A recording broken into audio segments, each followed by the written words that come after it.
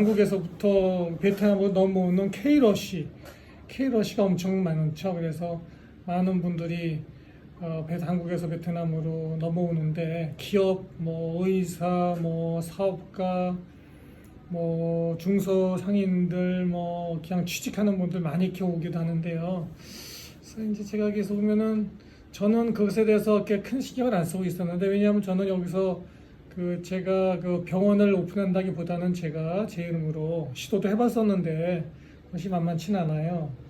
제 의사 면허도 겨우 땄는데 사실은 따기 어려운, 겨우 딴다기보다는 따기가 시간과 노력이 많이 들었거든요. 근데 이제 제가 그래서 그러나 최근 들어 보면은 많은 분들이 또 저의 친지나 뭐 어떤 친구나 이런 어떤 의사분들이 같이 이렇게 와서 사업을 하자고 또는 도와달라고만 요청하는 걸 볼 때, 이거는 좀 관심을 가져야 되겠다 생각을 했습니다. 그래서 1차적으로 저희 병원, 베트남에서의 병원 내지 의원은 외국인의 명의로 허가 내기가 쉽지가 않습니다. 그래서 의사가 여기서 진료를 하고 자기가 이름으로 또 병원 오픈하려면은 자기 명의의 의사 면허증을 받아야 되고요. 또 의사 면허증과 별도로, 의사 면허는 전 갖고 있죠. 베트남 의사 면허를. 그러나 별도로 또 병원 면허는 또 별도로 또 받아야 됩니다. 그래서 한국의 경우에는 예를 들어서 저 같은 의사가 의사 면허가 있으면은 구청에 가서 신고하면은 며칠 기다리면은 요건만 맞추면은 개인 의원 같은 거를 자격을 주거나 하지요. 어떤 병원도 뭐 마찬가지 절차가 이렇게 어렵지 않은데, 여기는 그런 신고제라기보다는 병원이나 의원은 허가제에 가까워요. 또는 준허가제입니다. 그래서 외국인에게는 상당히 까다로운 그런 절차가 있고, 심지어는 베트남인들에게조차도 의원이나 병원은 이 설립하는 요건이 힘듭니다.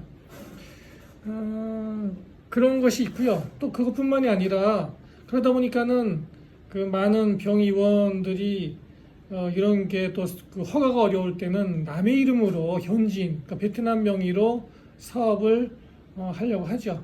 그러나 이제 병의원은 그런 거는 큰 문제는 아직은 안 돼요. 왜냐하면은 한국인 의사가 아직은 그렇게 여기서 많이 베트남에서 병의원을 설립하려고 하는 경우는 별로 없거든요. 저 같은 경우에는 제 파트너들하고 협업해서 여러 군데를 하니까 저한테는 아직은 그런 필요성은 없고 그래요. 그러나 이제 예를 들어서 제 친구가 여기서 요식업을 하고 싶어 한단 말이에요. 베트남에서. 그럴 경우에는 저한테 문의를 하니까 저도 관심을 갖고 알아보게 되고, 또 그런 분에게 얘기를 할 것이 이제 필요한 것입니다. 그래서 분명히 이렇습니다. 원래 많이 여기서 아직도 모르는 것이, 여기 음식점 같은 것들도 허가를 잘 안 해주니까 베트남 사람의 명의로 한다든지, 회사도 마찬가지, 설립도 마찬가지고, 어떤 사업을 하는 데 있어서 믿을 만한 베트남 사람, 또 실제로 믿는 사람, 오래된 사람들, 또는 심지어는 베트남인과 결혼했을 경우에 베트남 여성을 이제 와이프가 됐으니까 와이프 명의로 이제 사업을 한다든지 사업체를 낸다든지, 이런 어떤 경우가 많이 있습니다. 근데 그렇게 되면은 물론 편한 점이 있죠.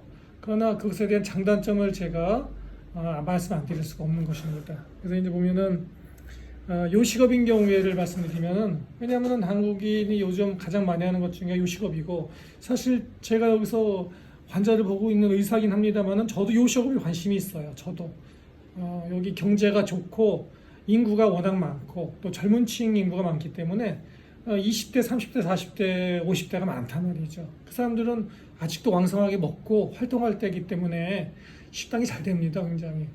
물론 다 잘 되는 건 아니에요.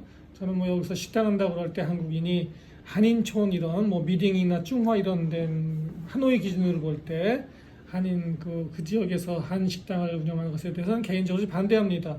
워낙 많이 밀집되어 있고 또 경쟁이 치열하고, 요새는 또 한국인들이 그렇게 전보다는 주머니 사정이 이렇게 좋지가 않거든요. 그래서 저는 이제 여기 베트남 부유층 지역, 중심가 지역, 하노이 같은 경우에 하이바찡이라든지 바딩이라든지 이런 데다가 이제 오픈하기를 권하는 편이고 그렇게 주장하고 이거 알려줘도 되는 거나 몰라요. 제가 사실 그쪽에다가 오픈하고 싶은데 그렇게 하고 또 그쪽에다가 실질로 지금까지 오픈한 그 한국식당들이 다 잘 되고 있습니다. 아주 잘 돼요. 제대로만 하면은 그래서 이제 그 요식업에 저도 관심을 가지게 됐는데 저도 하나 사이드 잡으로 파트타임으로 하나 운영해봐야겠다 생각하고 있는데 그래서 보면은 이렇습니다. 2015년부터 사실은 외국인에게도 요건만 맞으면은 다 100% 외국인 100% 명의로 사업이 식당 허가가 가능한 것이죠. 그러니까는 굳이 이제부터는 이렇게 베트남인의 명의를 쓸 필요 없다 이런 것입니다. 물론 그 베트남인 명의로 사업체를 낼 경우에는 좋은 점이 있어요. 어떤 점이 좋으냐? 그 한마디로 딱 정리하면은 베트남 당국이라는 것은 뭐 수많은 당국이겠죠. 뭐 소방청, 음식점 관련되면은 뭐 여기 관련된 감독기관도 있고 또 대표적인 기관이 또 공안이라든지 여러 가지 뭐 보건부라든지 뭐 하노이 시청이라든지 많이 오지 않겠어요?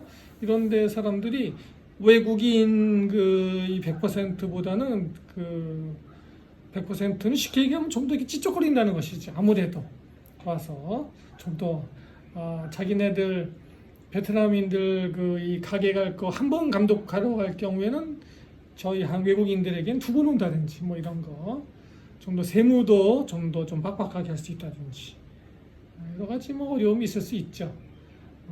그러나 어려울수록 사실 전공법이 최고죠. 피해가야 되는 것이 아니라 어려울수록 전공법. 해외에서도 바로 올바른 길로 바로 직접 질러가면서 어려움을 극복해가는 것이 좀 더 성공에 가까울 수 있다. 이런 거를 뭐 저는 베트남에 5년 정도 지금 살면서 제가 이제 깨달은 바입니다. 그래서 이제 베트남 식당 같은 경우도 이제 예전에 이런 걸 잘 모르고 말이죠. 2015년부터 가능하다는 것을 모르고 베트남인 명의로 하게 될 경우에는 어떤 일이 많이 생기냐. 이 처음에 모든 사업이 그렇듯이 처음에 이렇게 의기투합해서 시작할 때는 다들 잘 될 것 같고 서로 사이 좋고 대화도 원활하고 같이 술도 하고 서로 보면 행복하고 그죠? 이럽니다만은 시간이 지나서 사업이 잘 되면 잘 돼서 또 다투게 되고 사업이 또 잘 안 되게 되면 또 서로가 이렇게 손가락질하게 되고 네 잘못이다 말이야 이렇게 하게 되구만. 여기서 그러나 이제 잘 될 거를 가정하는 것이죠. 잘 될 경우에 오히려 너무 잘 되면 어떤 일이 생기느냐. 이게 베트남인의 이름으로 등록이 돼 있잖아요. 그 베트남인이 마음만 먹으면은 이걸 갖다가 가져갈 수 있는 것이죠.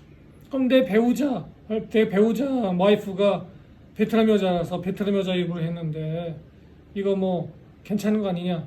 아니 물론 결혼하고 행복하고 뭐 이럴 땐 괜찮지만은 언제 뭐 이혼도 할 수 있는 거야. 둘이 어쩔 땐 서로가 이혼할 수도 있고 또는 별거할 수도 있고 그렇지 않지만은 또 마음속으로는 다른 생각이 들 수도 있는 거고 알 수 없는 거 아니에요. 그럴 경우에는 뺏길 수 있는 것이죠. 그래서 이제 자기 모르게 이 가게나 이 업체를 팔 수도 있는 겁니다. 그래서 그래도 어떻게 제재하거나 할 방법이 없고요. 주장할 수도 없어요. 이 베트남 여기 보면은 민법상 보면 말이죠. 이런 게 있어요. 이런 다른 거래, 실제적인 것은 내가 주인인데 뭐 제3자 또는 이름으로 이렇게 오픈했을 경우에 그것은 은폐하는 위한 거래라는 것이죠. 이게 무효가 될 가능성이 높다는 것입니다. 지금 무슨 얘기냐면은 이 베트남 명의의 차명 회사 내지는 가게에 놓은 어떤 사업체에 대한 우리 외국인의 권리 주장이 우리 여기 결국은 베트남에 살고 있는 한국이 외국인 아닙니까? 외국인의 권리 주장은 이 베트남 법상에서는 어려울 수 있다 이렇게 이제 생각이 되는 것입니다. 이런 걸 할 때는 여전히 전공법으로 제도해야 된다 이 생각을 제가 하고 있고요.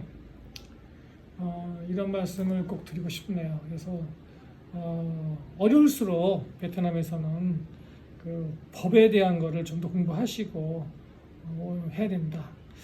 그래서 병원도 사실 제가 이제 제 이름을 제 면으로는 그로도 저는 그 베트남에서 의원을 제 이름으로 차릴 수 있는 면을 갖고 있기 때문에 시도를 해보려고 하긴 합니다. 전에 한번 했긴 했었어요. 그러나 이제 그때는 몇 년 전에는 제가 아직 여기 온 지가 얼마 안 돼서 기반이 좀 없고 잘 몰라서 하다가 너무 골치 아픈 겁니다. 머리가 깨지는 겁니다. 이게 막 계속 찾아오고 공안 이런 데서 보건복지부 여기는 보건복지부 의학부라고 합니다. 의학부 같은 데서 공무원들 막 오고 뒤지고 하니까 머리 아파요.